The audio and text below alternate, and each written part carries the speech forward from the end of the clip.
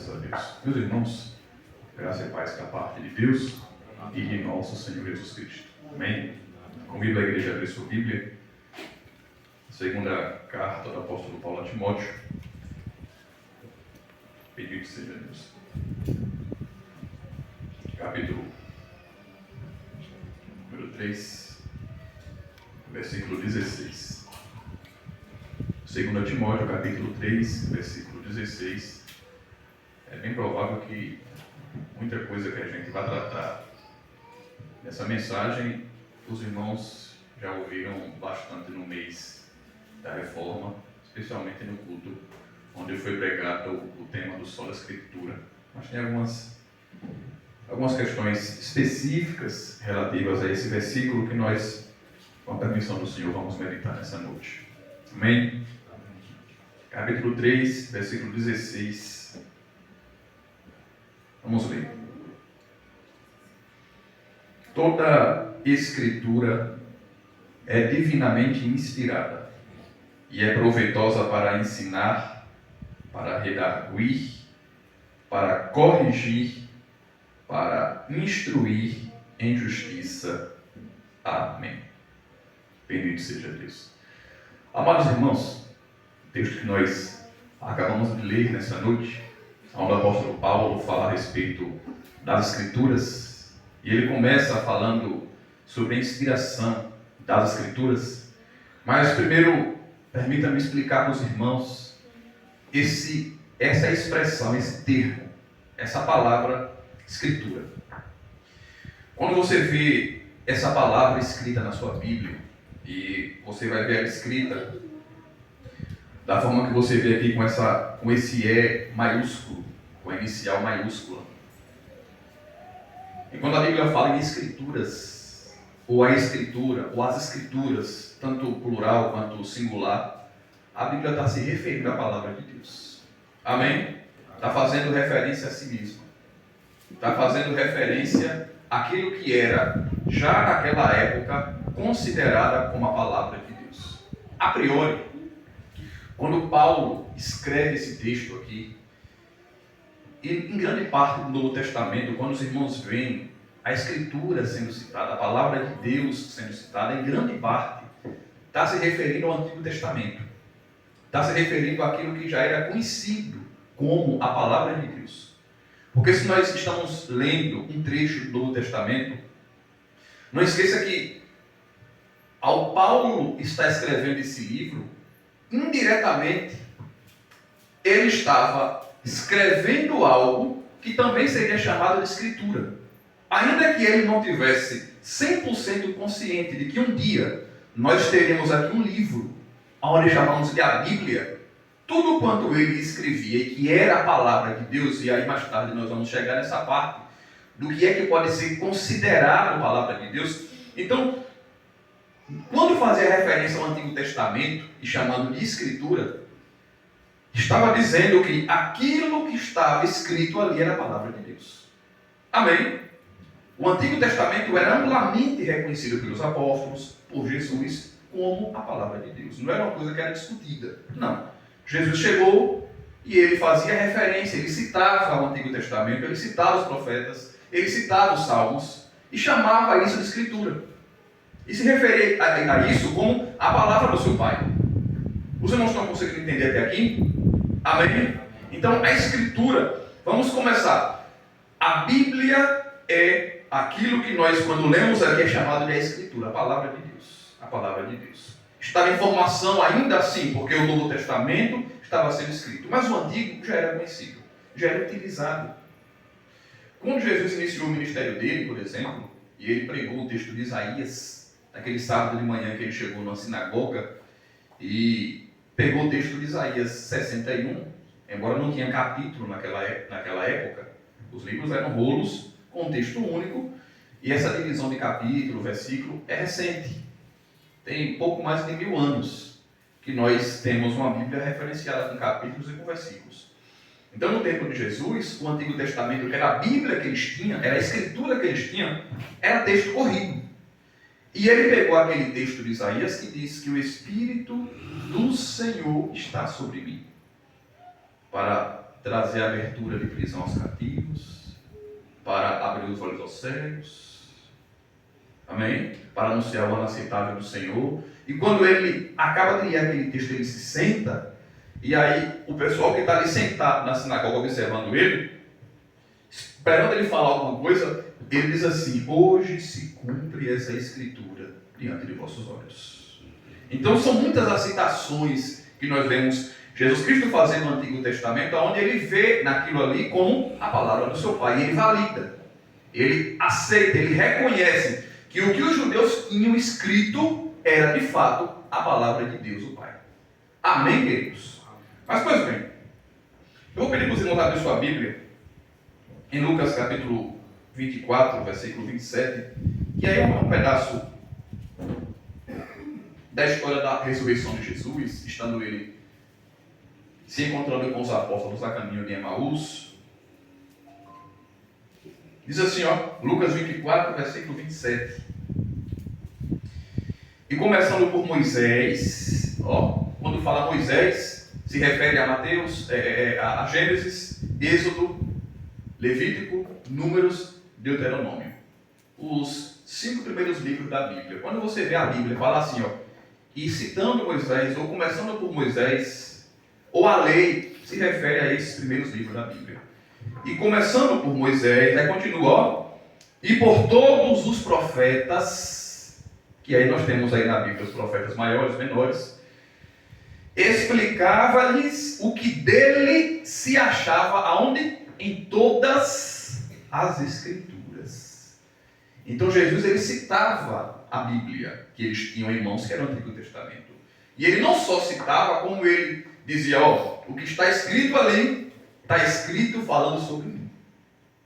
Ainda que os apóstolos não tinham uma compreensão clara ainda, nesse momento aqui que ele estava ressuscitado, e aparece para aqueles 2 rapazes, 2 apóstolos que estavam saindo de Jerusalém para aquela comunidade, ele começa a explicar que a Bíblia falava a respeito dele. Amém? Temos aqui outra referência. João 10, versículo 35. João 10, versículo 35. Jesus mais uma vez chamando o Antigo Testamento de Escritura. Os irmãos entenderem que ele estava reconhecendo aquilo como a palavra de Deus. Ou seja, o livro que os judeus tinham, ele reconhecia que provinha do Senhor, do Pai. João 10, 35. Se a lei chamou deuses aqueles a quem a palavra de Deus foi dirigida, e a Escritura não pode ser anulada. Mais uma vez ele chamando os escritos ali do Antigo Testamento como Escritura. Mateus 22, 29. Mais uma vez, Jesus Cristo fazendo referência ao Antigo Testamento. Mateus 22, versículo 29. Jesus, porém, respondendo, disse-lhes: errais, não conhecendo as Escrituras, nem o poder de Deus. E temos João 5,39, também conhecido: examinai as Escrituras, porque vós cuidais ter nelas a vida eterna, e são elas que de mim testificam. Lucas 4,21, então começou a dizer-lhes: hoje se cumpriu esta Escritura em vossos ouvidos. Eu não vou parar aqui para ler todos os versículos, mas vamos lá. A Escritura, a palavra de Deus, na época em que Jesus viveu, na época em que os apóstolos escreveram o Novo Testamento, e eles se referiam às Escrituras, primeiramente, eles estavam se referindo ao Antigo Testamento, que eram os livros que já eram de conhecimento de todos, que já estava consolidado, que os judeus conheciam, que os judeus já faziam leitura na hora dos cultos. Então, ali estava falando da palavra de Deus. Amém? Então, estamos aqui entendendo a palavra de Deus, o Antigo Testamento. Jesus Cristo reconheceu que ali era legítimo, que ali veio do Pai, que ali era a palavra de Deus. Pois bem, aí nós vamos continuar agora, irmãos. Quando o Antigo Testamento ele é escrito, e vem todo aquele intervalo de 400 anos, até que aparece João Batista, e vem Jesus Cristo, então ele traz para o mundo o ensino do Evangelho, e com os apóstolos também vai se concretizando aquele ensino. O que os apóstolos vieram a escrever a respeito das verdades do Evangelho também foram consideradas como Escrituras. Aí eu peço para você abrir a sua Bíblia, os irmãos entender como é que faz essa ponte. João capítulo 14, versículo 26. João capítulo 14, versículo 26. Os irmãos entenderem que os escritos que os apóstolos escreveram têm valor de palavra de Deus, porque, irmãos, olhem, você vai ver alguns absurdos, por exemplo, alguns falsos mestres dizendo que a palavra de Deus só é ou só o Antigo Testamento ou só os 4 evangelhos, e que os ensinos dos apóstolos não são palavra de Deus, é só o entendimento deles, é só uma coisa que eles queriam escrever. Não, é palavra de Deus também. Amém? João capítulo 14, versículo 26. Jesus já preparando os apóstolos para que eles viessem a receber de Deus o Espírito Santo, e com esse recebimento, eles teriam agora entendimento da vontade de Deus para poder ensinar para o povo. Mas aquele Consolador, o Espírito Santo, que o Pai enviará em meu nome, esse vos ensinará todas as coisas e vos fará lembrar de tudo quanto eu vos tenho dito. Então ele estava dizendo para os apóstolos que eles iam receber o Espírito Santo para ter entendimento, ter compreensão. Para quê? Para que tudo vos ensinará todas as coisas. Ou seja, tudo quanto era necessário para que os cristãos, seguidores de Jesus, viessem a aprender a respeito do Evangelho depois que Jesus partisse, os apóstolos receberiam de Deus essa sabedoria. É por isso que nós vemos eles ensinando, eles trazendo ensinamentos, coisas que Jesus Cristo, nos seus 3 anos e meio, não chegou a tratar, os apóstolos tratavam e eram reconhecidos pela igreja como o quê? Palavra de Deus. Amém? Abra sua Bíblia. João 16, versículo 13. João 16, 13. Mas quando vier aquele Espírito da verdade, ele vos guiará em toda a verdade. Ele estava dizendo que o Espírito Santo ia guiar os apóstolos. Então não é que os apóstolos, irmãos, eles arrogaram para si essa autoridade de escrever, de ensinar, de falar em nome de Deus. Não. Foi Jesus Cristo quem deu isso a eles. Mas quando vier aquele Espírito de verdade, ele vos guiará em toda a verdade. Porque não falará de si mesmo, mas dirá tudo o que tiver ouvido. E vos anunciará o que há de vir. Amém? Então o que era que Jesus estava fazendo? Preparando os apóstolos, avisando para eles que eles receberiam de Deus a graça, receberiam o Espírito Santo para poder ensinar para a igreja toda a verdade. Mateus, capítulo 28. Mateus, capítulo 28, versículos 18 ao 20. Mateus, capítulo 28, versículos 18 ao 20. E chegando-se Jesus, falou-lhes dizendo: é-me dado todo o poder no céu e na terra. Portanto, ide, fazei discípulos de todas as nações, batizando-as em nome do Pai e do Filho e do Espírito Santo, ensinando-as, olha ele aqui dando aos discípulos a missão de ensinar, ensinando-as a guardar todas as coisas que eu vos tenho mandado. E eis que eu estou convosco todos os dias, até a consumação dos séculos. Amém. Então, os irmãos, vão fazendo a ponte na sua mente. O que é a palavra de Deus? É aquilo que nós temos aqui na Bíblia. Como é que nós temos certeza disso? Foi Jesus quem disse que é. Amém? Ele reconheceu o Antigo Testamento, disse que falava dele. Agora, ele começa a preparar os apóstolos para que aquilo que eles viessem a receber de Deus como revelação seria tratado também como Escritura, como palavra de Deus. Aí os irmãos também saberem que o Novo Testamento é o quê? É palavra de Deus. Abra sua Bíblia. 2 de Pedro, capítulo 3, versículo 15 e versículo 16. Aqui começa a se cumprir isso que Jesus tinha falado sobre o trabalho dos apóstolos. 2 de Pedro 3, versículo 15 e 16. E tende por salvação a longanimidade de nosso Senhor, como também o nosso amado irmão Paulo vos escreveu, segundo a sabedoria que lhe foi dada. Amém? Olha que eu disse que Deus ia dar sabedoria para eles escreverem, para eles ensinarem e trazerem verdades e para serem aceitas pela igreja como palavra de Deus. Pois bem, segundo a sabedoria que lhe foi dada, falando disto, como em todas as suas epístolas, entre as quais há pontos difíceis de entender, que os indoutos e inconstantes torcem. E igualmente as outras o quê? As outras escrituras, para a sua própria perdição. Pronto. Agora amarrou. Agora você entendeu. Aqui você viu o apóstolo Pedro falando a respeito das cartas do apóstolo Paulo e chamando elas de quê? De escritura. De quê? De palavra de Deus. Reconhecendo que o que ele ensinava vinha de Deus. Então, o que está aqui na nossa Bíblia, no Novo Testamento, as cartas do apóstolo Paulo, são a palavra de Deus. Não foi coisa que ele tirou da cabeça dele. Então, vale como autoridade para a igreja. Vale como ensino para a igreja. Vale como regra de fé para a igreja. Não porque foi Paulo, não. Foi porque Jesus Cristo deu a ele essa autoridade de escrever, de ensinar, de falar. Deu a ele revelações e que hoje nós estamos aqui tratando, porque é a palavra de Deus. Os irmãos conseguiram entender até aqui? Diga amém. Próximo versículo, 1 Timóteo. 1 Tessalonicenses, capítulo 2, versículo 13. 1 Tessalonicenses, capítulo 2, versículo 13.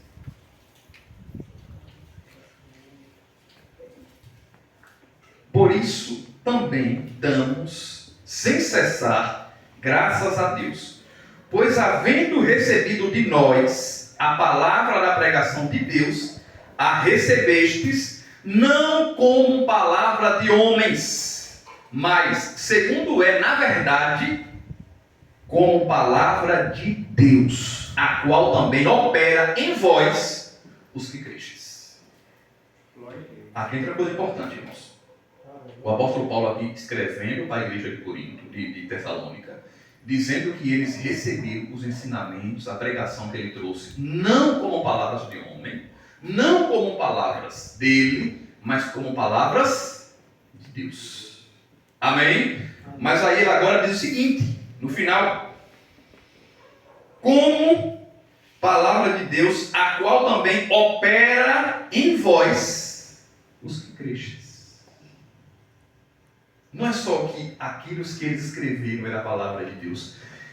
Acontecia e se cumpria na vida de quem acreditava, na vida de quem tinha fé, na vida de quem cria. Amém, irmãos? Amém. Ou seja, aquilo que a Bíblia estava dizendo, estava se cumprindo. Aquilo que Paulo estava trazendo de ensinamentos da parte do Senhor Jesus, se cumpria. Então ele podia falar, vocês receberam, não como minha palavra, mas como palavra de Deus, que está operando no meio de vocês, está se cumprindo, acontece no meio de quem crê. Amém? Aí temos agora, irmãos, por fim, Apocalipse, capítulo 1, versículo 3. Apocalipse, capítulo 1, versículo 3. A última mensagem de Jesus para a igreja. Apocalipse 1, versículo 3. Bem-aventurado aquele que lê e os que ouvem as palavras desta profecia e guardam as coisas que nela estão escritas, porque o tempo está próximo. Ainda em Apocalipse, lá no capítulo 22, versículo 18, diz assim, porque eu testifico a todo aquele, Apocalipse 22, 18, porque eu testifico a todo aquele que ouvir as palavras da profecia deste livro, que se alguém lhes acrescentar alguma coisa, Deus fará vir sobre ele as pragas que estão escritas neste livro. E se alguém tirar quaisquer palavras do livro desta profecia, Deus tirará a sua parte do livro da vida e da cidade santa e das coisas que estão escritas neste livro. Tem mais alguns versículos aqui, mas eu não vou citar por causa do tempo. Eu só quero que os irmãos aqui entendam essa linha de tempo. A Bíblia, ela foi escrita e foi entregue a nós, mas o que nós temos como fator unificador para reconhecer o Antigo Testamento e o Novo Testamento como palavra de Deus foi Jesus Cristo. Ele validou o Antigo Testamento, ele deu autoridade para os apóstolos trazer ensinamentos revelados por Deus e aí compôs o Novo Testamento. E nós temos hoje esse livro aqui que nós pregamos e cremos. Amém? Fala, irmão, mas como foi montado? Como é que foi isso? 397 depois de Cristo. Ano 397 depois de Cristo. Não tinha mais nenhum apóstolo vivo. O que circulava no meio dos crentes, no meio das igrejas, eram cópias de livros do Novo Testamento, cópias dos Evangelhos, cópias das cartas de Paulo, cópias de Atos, cópias do Apocalipse, cópias também de livros que não foram escritos pelos apóstolos, cópia de livros que se diziam ter sido escritos pelos apóstolos, mas na verdade não foram escritos. Então era uma infinidade de livros que circulava no meio das igrejas, e a igreja naquela época sentiu a necessidade de dizer: a gente precisa pegar esses livros todos e buscar aquilo que é realmente palavra de Deus, encontrar nesses aquilo que é realmente revelação de Deus e separar daquilo que não é. Isso foi no ano 397, no chamado Concílio de Cartago, onde hoje fica a Tunísia, um país do norte da África. Ali era um berço do cristianismo, ali havia muitos homens de Deus, teólogos, ensinadores, pessoas que tinham profundo conhecimento das Escrituras, e ali se reuniram. Durante muito tempo eles pegaram esses livros, e através também da sabedoria dada por Deus, eles foram identificando, primeiro, aquilo que era escrito pelos apóstolos.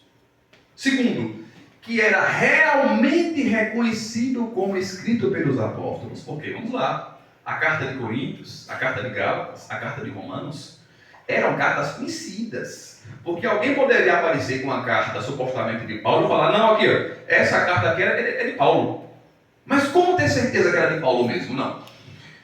Qual foi o critério que eles usaram para fechar o Novo Testamento? Primeiro, tinha que ser escrito pelos apóstolos ou por alguém que andava com os apóstolos e escreveu sob a autoridade deles.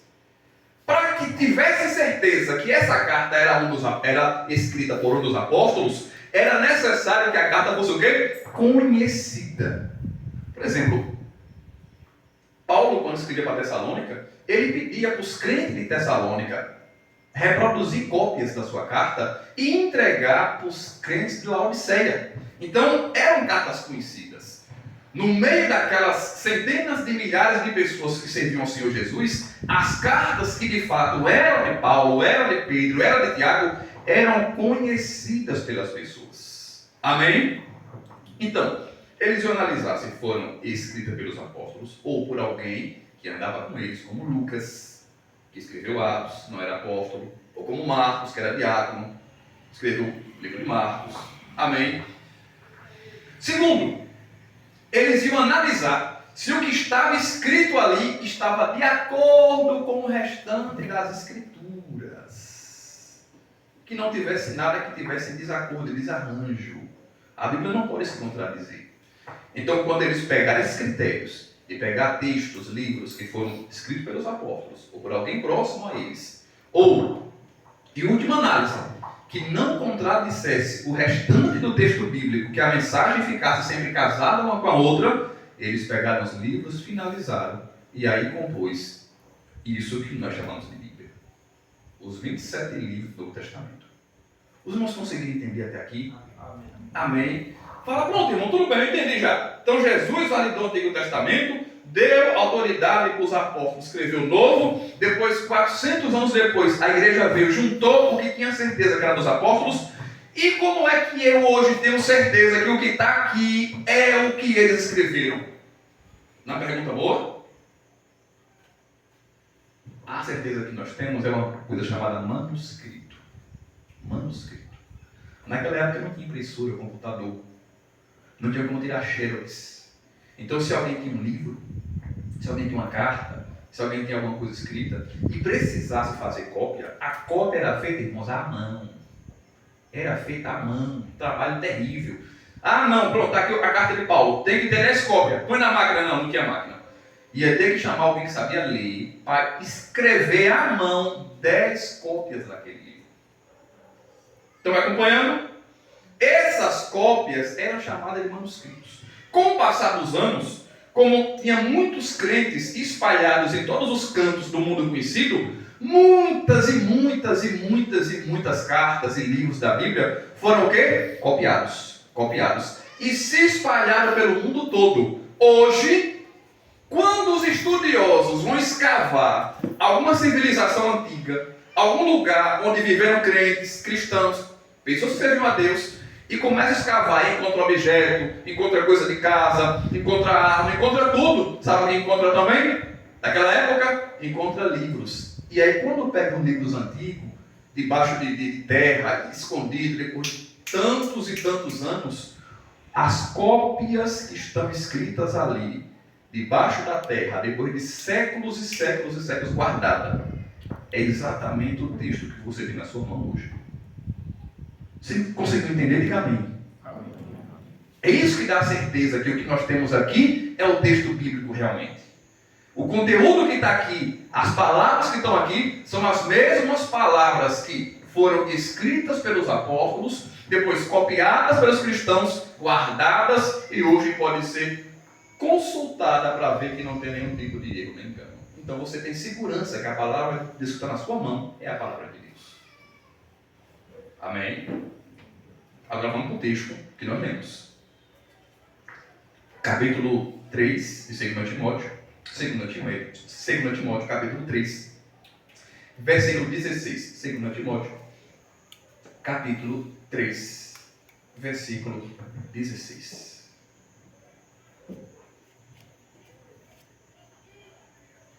Toda a Escritura é divinamente inspirada e é proveitosa para ensinar, para redarguir, para corrigir e para instruir em justiça. Pronto. Nós já explicamos aqui a primeira parte, onde os irmãos entenderam por que é que a Bíblia ela é inspirada. Porque veio de Deus. A palavra inspiração, ou está aqui, divinamente inspirada, quer dizer soprada por Deus. Soprada por Deus. Quem escreveu, escreveu sob a direção dele. Por isso que fala inspirada, soprada por Deus. Pronto. Ela é proveitosa para quê? Para ensinar. Para ensinar. Vou agora pedir para os irmãos mais uma vez abrir a sua Bíblia. Salmo 119, verso 105. Salmo 119, verso 105. E eu vou explicar, irmãos, aqui os verbos que Paulo usa nesse versículo aqui. Ele disse que a Escritura ela é proveitosa para quê? Para ensinar, para redarguir, para corrigir e para instruir em justiça. Vamos lá. O Novo Testamento foi escrito na língua aramaica e na língua grega. O Novo Testamento foi escrito na sua língua original, língua aramaica e língua grega. O que você tem na sua mão aqui, irmãos, não esqueça, é uma tradução. Eu sei que muitos não sabem, mas os que não têm essa compreensão, o que você tem aqui não é o texto original, você tem aqui a tradução em português. Mas a Bíblia foi escrita, Antigo Testamento em hebraico e o Novo Testamento em aramaico e em grego. Esse texto que nós acabamos de ler de Paulo, quando ele pegou a sua pena e escreveu, ele escreveu na língua grega. Amém? Olha o que acontece. Quando teólogos, pastores, pessoas que vão ali aprender teologia, como nosso irmão Alex, vão se aprofundar no texto bíblico para entender de verdade o que está ali, aprende a ler e a consultar o texto bíblico na língua em que ela foi escrita. Você entendeu? Diga amém. Na língua em que ela foi escrita. Para quê? Para ter uma compreensão clara do que era que o autor queria dizer com aquilo. Pois bem, o apóstolo Paulo aqui fala que a palavra de Deus ela é inspirada e é proveitosa para quê? Para ensinar. Qual foi a palavra que Paulo usou aqui quando quis falar ensinar? Foi uma palavrinha grega chamada didascalia. Sabe o que significa essa palavra daí? Ensinar, esclarecer os pontos de um determinado ensino ou crença. Então ele está dizendo que a palavra de Deus serve para esclarecer, serve para ensinar, serve para doutrinar, serve para levar à compreensão. A Bíblia serve para quê? Para que você seja ensinado e compreenda. As pessoas não basta apenas ouvir a palavra de Deus. Deus quer que a gente ouça e compreenda, entenda o que é que aquilo está falando conosco. Amém. Ah, eu ouvi e gostei. Não, tem que ouvir e entender, para poder levar para a sua vida. Por quê? A pessoa chega num culto e a pessoa não entende como é que vai chegar amanhã, na semana, vai enfrentar uma situação, um problema que ela precise trazer a palavra de Deus, se ela não entendeu. Amém? Jesus Cristo, irmãos, ele pregava para o povo, mas muitas vezes, quando o povo saía, ele chamava os apóstolos e fazia o quê? Ele explicava aquilo que ele tinha dito para o povo. Porque para o povo, muitas vezes, ele soltava uma parábola, contava uma história e não entrava em detalhes. E aí, o que acontecia era que quem tinha interesse dizia: rapaz, explique melhor esse negócio aí que eu não entendi não. Ele ia e explicava para as pessoas a palavra de Deus. Irmãos, os crentes têm que ter interesse, os crentes têm que ter interesse em entender a palavra de Deus, porque Deus tem interesse que você entenda. Amém? Então a palavra de Deus ela é útil o quê? Para ensinar, para levar ao esclarecimento. E aí o texto de Salmo que nós citamos: lâmpada para os meus pés é a tua palavra e luz para o meu caminho. Presta atenção, irmãos. Se a palavra de Deus tem a utilidade de ensinar, aí agora está aqui Davi dizendo que a palavra de Deus é como lâmpada para os pés. É você chegar no caminho da sua vida, chegar numa situação da sua vida e você vê na Bíblia uma luz, uma direção do que fazer, uma direção de onde trilhar. Você está no caminho, não sabe o que fazer, não sabe para onde seguir. A Bíblia serve como guia do caminho que você tem que trilhar. Amém? Luz para os meus pés é a tua palavra, lâmpada para os meus pés é a tua palavra e luz para o meu caminho. Amém. Esclarecimento, entendimento, visão, de você seguir a sua vida, olhar para a sua vida e saber o que fazer, saber para onde ir. A palavra de Deus vai lhe dar entendimento nas coisas, vai lhe dar compreensão das coisas, vai lhe dar clareza para você saber como viver, para onde ir, o que fazer. É isso que a palavra de Deus faz. Amém, irmãos? Pois bem, Amém. Josué, capítulo 1, versículo 8. Josué, capítulo 1, versículo 8. Josué, capítulo 1, versículo 8. Não se aparte da tua boca o livro desta lei, antes medita nele dia e noite, para que tenhas cuidado de fazer conforme a tudo quanto nele está escrito, porque então farás prosperar o teu caminho e serás bem-sucedido. Então a palavra de Deus tem a missão de nos ensinar e nos levar a ter entendimento e fazer aquilo que deve ser feito para agradar a Deus. Amém?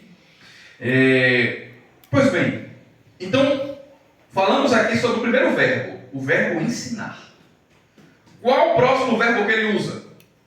O verbo redargui. Toda a escritura divinamente inspirada é proveitosa para ensinar e o que mais? Para redargui. Palavra difícil, né? E que a gente não usa muito no dia a dia. Pois bem, qual o significado aqui da palavra redargui? A palavra que Paulo escreveu aqui, irmãos, é um verbo grego chamado elegmos. Elegmos. Foi essa palavra que ele escreveu.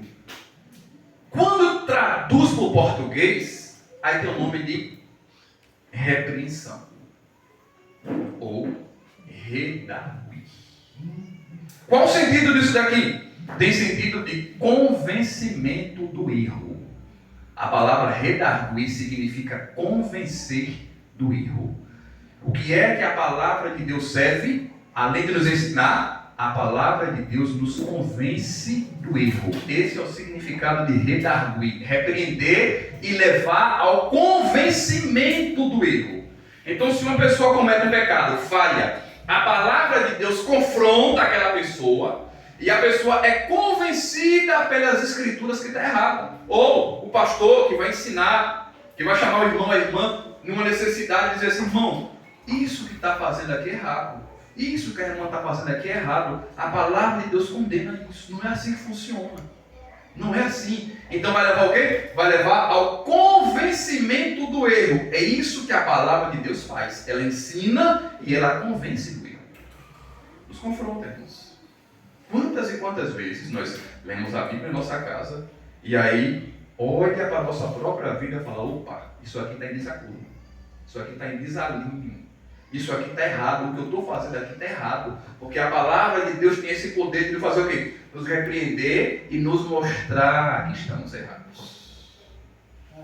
Nunca é a Bíblia que está errada, irmãos. Nunca é a palavra do Senhor que está errada. Não, é que eu não gostei não desse versículo. Concordo não gosto não, irmão. Não. O erro está em nós. A falha está em nós. Quando a Bíblia nos confronta, a Bíblia está certa e nós errados. Quando a palavra de Deus vem e aponta nosso erro, o erro é nosso e a palavra de Deus é santa e verdadeira. E em toda a caminhada cristã vai ter momentos e vai ter dias que a gente vai se sentir incomodado por causa dos nossos pecados e por causa da ação da palavra de Deus nos corrigindo, nos repreendendo e nos convencendo do nosso erro. Amém? Então esse é o significado de redarguir. Mas a palavra de Deus, ela não só corrige, ela não só aponta o problema, ela também mostra a solução. Aí vem a palavra agora, corrigir. Então a palavra de Deus, ela ensina, ela redargue e ela o quê? Ela corrige. Qual foi a palavra que o apóstolo Paulo usou aqui para corrigir? É um verbo chamado epanortosis, que significa endireitar, ou restaurar, ou colocar de volta no caminho. Então a palavra de Deus, ela faz o quê? Ela nos endireita, ela nos ajusta, ela nos coloca de volta no caminho. Ela não só nos ensina, ela não só nos aponta o nosso pecado, o nosso erro, ela também nos restaura, nos coloca de volta no caminho. Diz o que deve ser feito. Diz como tem que ser feito. É isso que a palavra de Deus faz. Nos ajusta, nos coloca de volta no caminho, nos endireita. Abra sua Bíblia. Provérbios 6, versículo 23. Provérbios 6, versículo 23. Olha o papel da palavra de Deus. Porque o mandamento é lâmpada e a lei é luz. E as repreensões da correção são o caminho da vida. Amém? Então a palavra de Deus, ela faz o quê? Ela nos corrige, ela nos endireita e nos coloca de volta no caminho certo. Salmo 119. Esse é conhecido. Salmo 119, verso 67. Salmo 119, verso 67. Antes de ser afligido, andava errado. Mas agora tenho guardado a tua palavra. Glória a Deus. Amém, irmãos? Então, a palavra de Deus nos corrige, nos pega no erro, aponta o nosso erro, e aí quando ela nos corrige, agora a gente guarda a palavra de Deus e anda no caminho que Ele quer. Amém? Mais um versículo. Provérbios 3. Provérbios 3. Versículo 11. Esse também é conhecido. Provérbios 3, versículo 11. Olha, irmão, a mensagem está lenta. Um bocado de pausa, citação, para os irmãos entenderem e amarrar na sua mente aí o entendimento desse texto. 3, versículo 11. Filho meu, não rejeites a correção do Senhor, nem te enojes, ou seja, não tenha nojo da sua repreensão. Porque o Senhor repreende aquele a quem ama, assim como o Pai ao Filho a quem quer bem.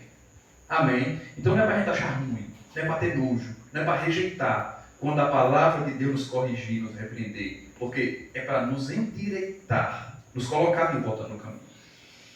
E por fim, irmãos, fica 2 Coríntios, capítulo 13, versículo 5. Os irmãos entenderem da responsabilidade que cada um tem com a própria vida. Segundo aos Coríntios, capítulo 13, versículo 5. Examinai-vos a vós mesmos se permaneceis na fé.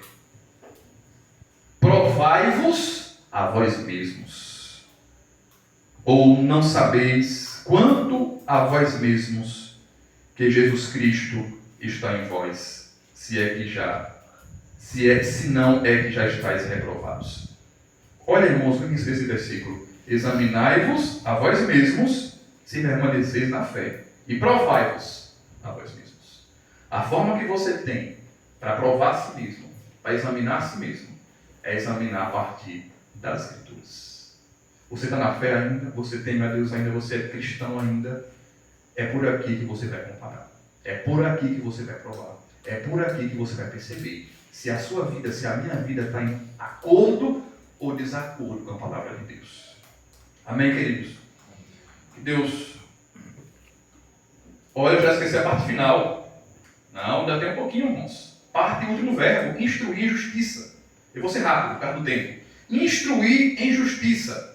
Falamos do verbo ensinar, falamos do verbo redarguir, falamos de corrigir, e agora vem o quê? Instruir em justiça. E aqui, rapaz, Paulo usou uma palavra que é muito utilizada nos cursos de pedagogia. Ele usou um verbo chamado paideia, um verbo em grego, que significa educar ou treinar para a vida. Amém?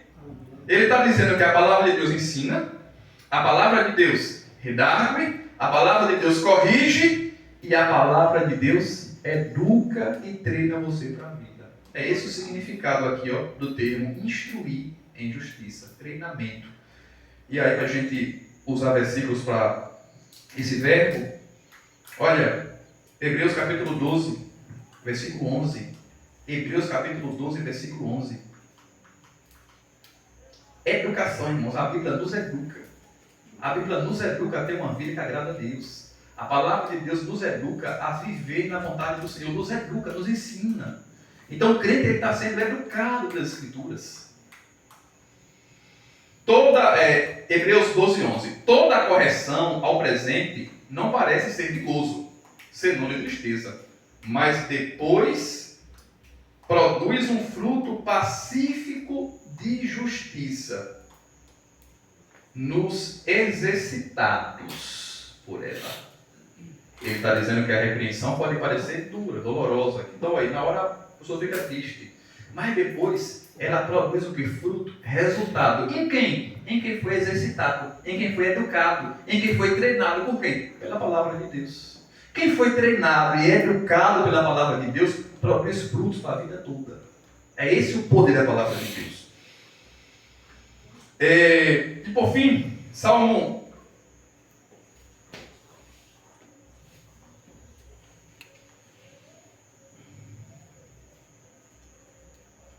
119, verso 98. Salmo 119, verso 98. Irmãos, eu estou aqui selecionando os versículos, que são muitos, para cada um desses verbos aqui. Salmo 119, verso 98. Os teus mandamentos me fazem mais sábio do que os meus inimigos, porque aqueles estão sempre comigo. Tenho mais entendimento do que todos os meus mestres, porque medito nos teus testemunhos. Sou mais prudente do que os antigos, porque guardo os teus preceitos. Aqui está Davi dizendo, irmãos, qual é o resultado que a pessoa viver em contato com as Escrituras e ser educado pela palavra de Deus traz para a vida da pessoa. Qual é o resultado? O resultado torna a pessoa sábia, torna a pessoa prudente, torna a pessoa agora capacitada para viver a sua vida. Isso por causa da palavra de Deus. Esse é o resultado de ser educado pela palavra de Deus. É esse o significado de instruir em justiça que o apóstolo Paulo fala. Amém, queridos? Agora sim eu encerro. O tempo já se foi. Que o Senhor Deus continue falando ao coração do seu povo e que os irmãos venham estar em contato com as Escrituras do Senhor Jesus, porque tem utilidade e tem proveito na nossa vida. Amém? Deus nos abençoe em nome de Jesus.